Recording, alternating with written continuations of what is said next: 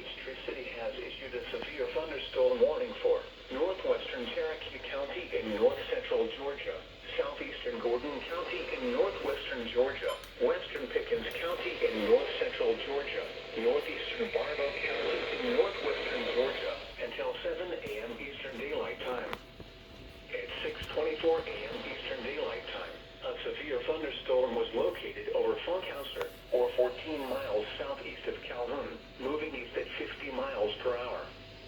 Hazard, 60 miles per hour wind gusts. Source, radar indicated. Impact, expects damage to roofs, siding, and trees. Locations impacted include Jasper, White, Waleska, Talking Rock, Fairmount, Salicoa Valley, Pine Log, Blaine, Talmadge, Folsom, Funkhauser, and Houghton. For your protection, move to an interior room on the lowest floor of a building.